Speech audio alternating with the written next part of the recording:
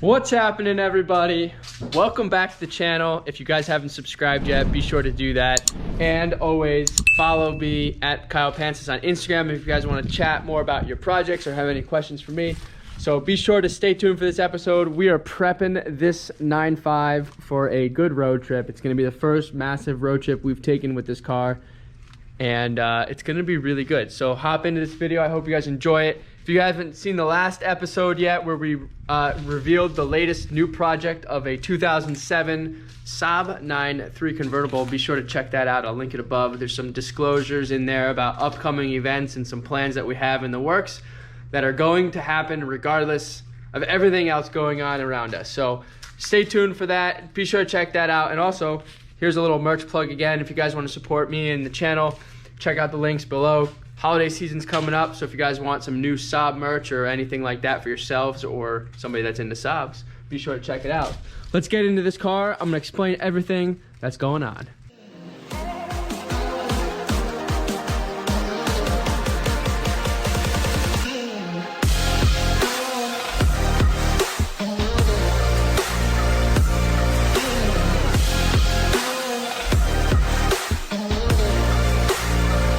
Alright guys, so for the last couple months, if you haven't been following the channel or this build, we've been rehabbing this car, bringing it back to life, whether it's paint, whether it's maintenance, and whatever little bushings that the car needed, exhaust, etc, etc, etc.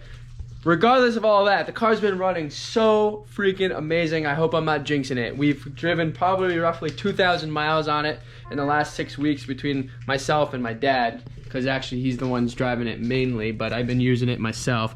So there's just a couple little things around the car, i.e. right there is one of them.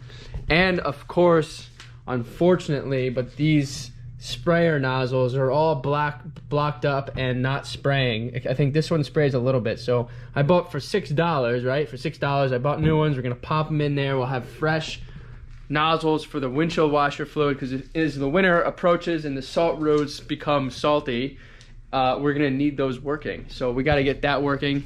This OnStar antenna, as you guys just saw me messing with, is loose, and when I'm driving on the highway, you can kind of hear it flickering around. So we're gonna get rid of that, because who uses OnStar in 2020?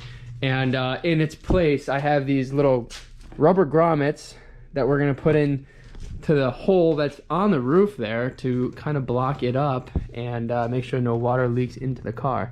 So that's two things. And then the last thing, which we're gonna get into, and I'll go into more detail, is if you guys watched the episode,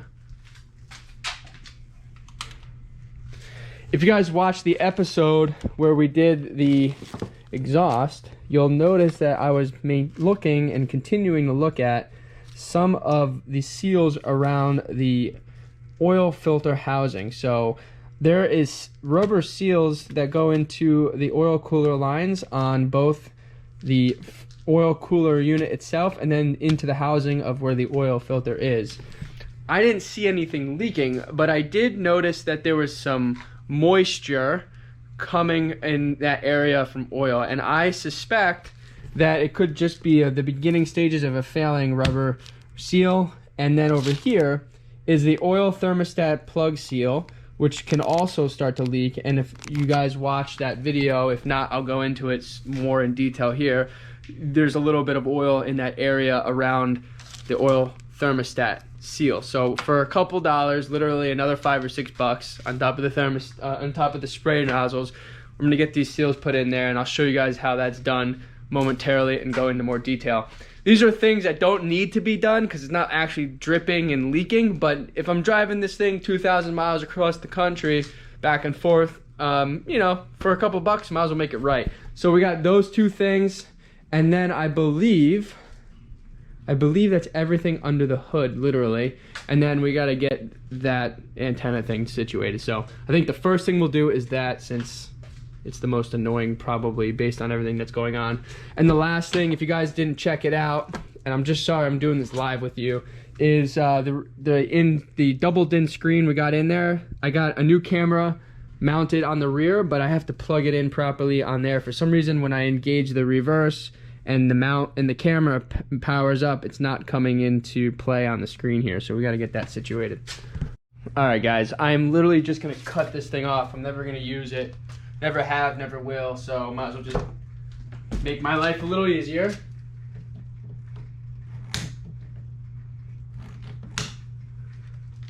Boom. Right in the trash. All right. We got ourselves a little plug. No water's leaking in there, and this thing ain't going anywhere. It's in there. So I'm sure as the sun hits it in the summertime, it will mold out a little bit better. But for the meantime, that should do. And then, of course, we'll polish off the rest of that mess. So I'm happy with that. If you're not looking to do it right and you're looking to cut corners like I just did and cut it off, and it takes you 5 minutes to do. If you want to take off the headliner and do it the right way and replace everything, you can do that as well. But I'm not doing that. All right, so the next thing we're gonna hop into is the washer nozzles. It's a very easy repair, so I'll show you guys how to do that. It's not so complicated. All right, so under the hood is where we gain access. You got to pull off the cover here, and then with a little flathead screwdriver, you just kind of pop them out. Shouldn't be too complicated. All right, guys, this is probably the better way to go.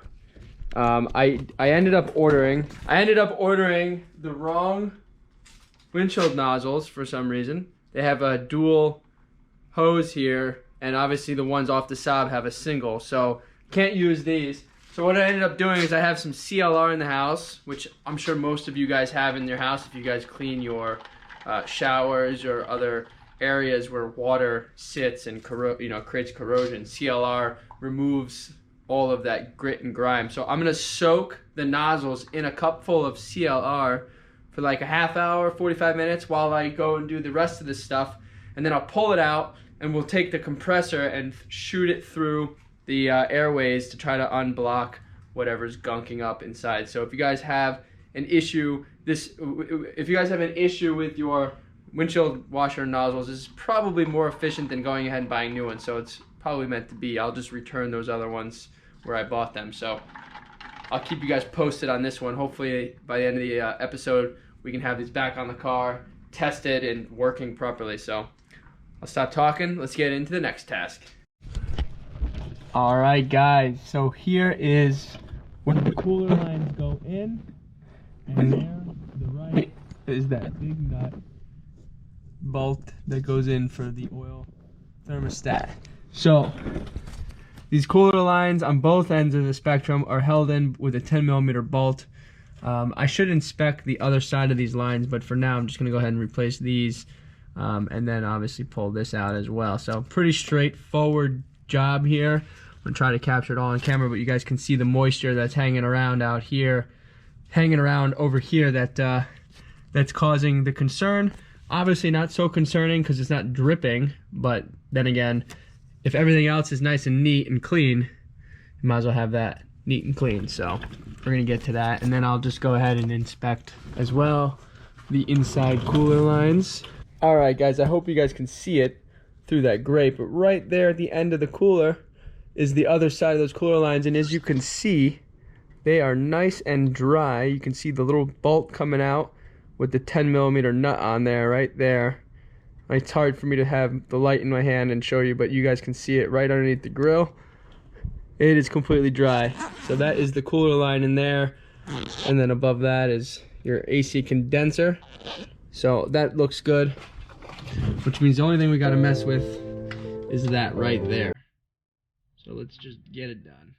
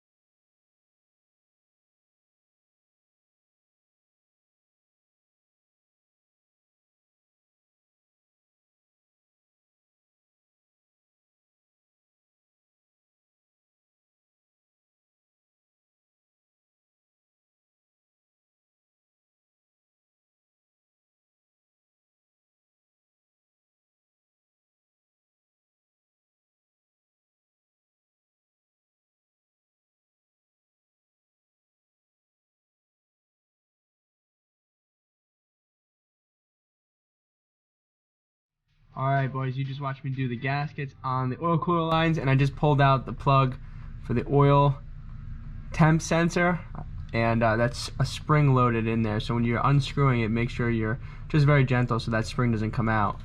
And of course, you're going to be dripping some oil, and I'm on the floor here, but before I show you everything, here is the actual plug, and as you guys can see, it's got the typical Saab gasket sealer around there, the O-ring with the rubber. So obviously the rubber can age and start to leak, and that's what I believe we are witnessing. So I'm just gonna go ahead and put the new seal on, tighten it back up.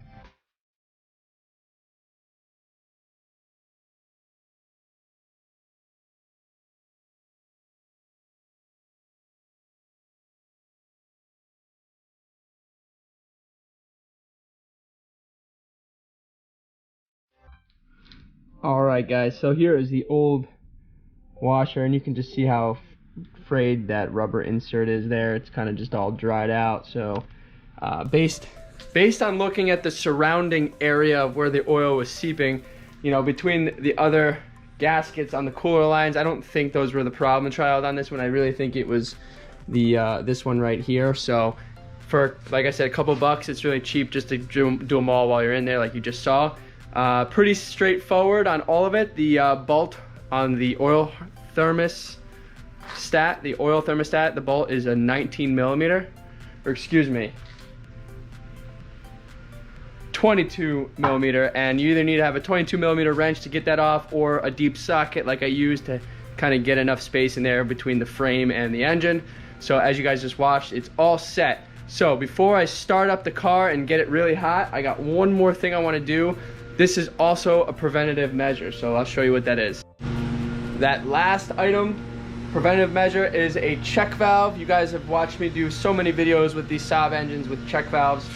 This is the latest update on the check valve system on Saab, and I'm just gonna go ahead, just because I'll show you why. We're gonna go ahead and put this metal one in. These are a little bit more durable and last a little longer, so I will show you why I chose to go ahead and do this for preventative measure. Alright guys, so here we are, and this is the check valve that came with the car. You can already see it's been glued and tampered with and zip ties. So for just like I said, for a few dollars, I went in there and we're gonna go and just replace it. We'll snip the zip ties on this and gently pull it off this, and then I'll probably re-zip tie it depending on how it holds. But if anything, we're getting a new check valve in there regardless, because this, like I said, has been tampered with and it's aged, so who knows how well it's working. Based on everything, as you guys can see on the engine,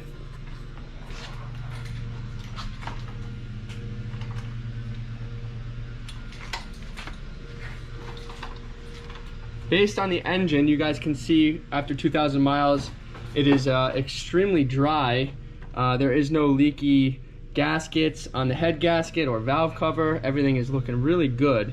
So for, like I said, the couple thousand miles we've been riding it, it looks good. Coolant levels have remained consistent. Brake levels have remained consistent. So, you know, I'll top off the oil after just draining some out now when we changed everything. But other than that, we're looking really pretty under here. So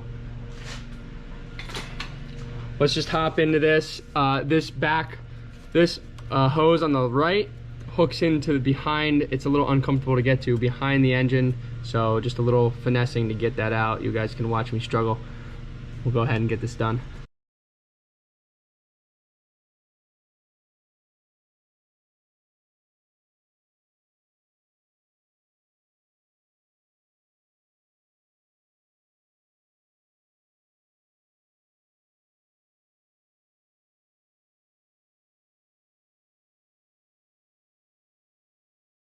Alright, we are in there, secured. I ended up going underneath the car and feeding it up the proper location, and it was actually much easier than doing it from the top, just if you guys are going to do this on your own. And then I put a little zip tie over here on the aging pipe that was on this side, and everything should be good. So let's start the car up. I'll check also, since I'm here, the oil and also the pressure, make sure that check valve is working properly.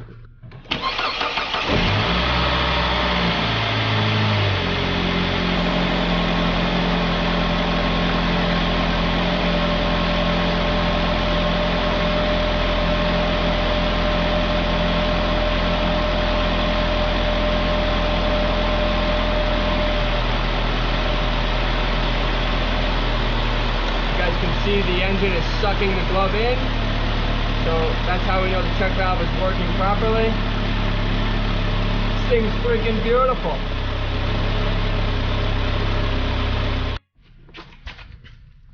Alright guys, so we just let this thing idle. As you can see, there is no oil seeping at the moment from those cooler lines. Obviously in time will really be the tester, but I suspect we fixed it with all the new seals we put in there between the thermostat, the oil thermostat seal, and then of course the oil cooler line. So we're all set now in the engine bay. The last thing we need to do in this video really is to get those washer fluid nozzles back on. Let's see what these look like now they've been sitting for the last hour while we were doing everything else around the car. Let's see what happens here. Alright, we got some air.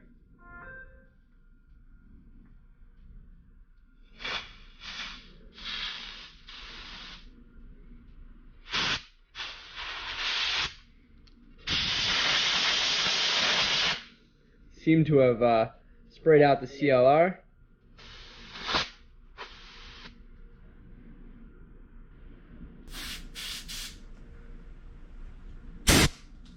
That's working properly. Let's go to the next one. That's also now working. You guys can see it. Okay. Boom. We're getting there. Let's see what this one looks like. You ready?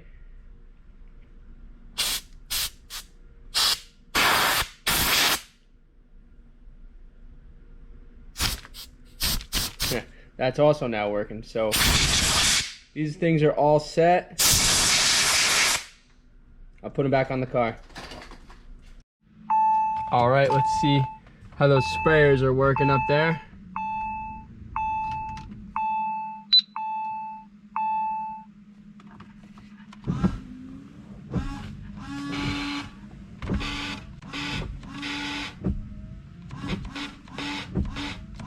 Well, we got one working.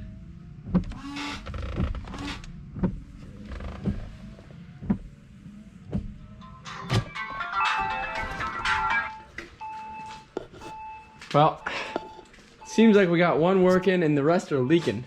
So we need to freaking replace those. They are not working any longer. That's what it is. All right, guys, we are on the highway here. We have to order new windshield wiper washer things, nozzles, and if you guys can hear, we're on the highway doing about 80 miles an hour right now, and there is no more wind pushing that antenna on the roof, and that is a good thing. So we fixed that. We fixed the oil seepage. We fixed the bypass valve, or excuse me, the check valve that was aging there, and it was a good thing we did that. And we should be all set here. I hope I can get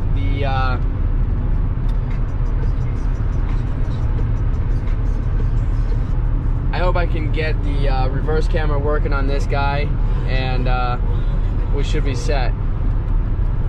So anyways, stay tuned. I hope you guys enjoyed this video. Please smash the subscribe button if you haven't already. And of course, drop a comment, give this video a like, share it if you can, and just check out all the links in the description below. I'll see you guys next time. Thanks for watching.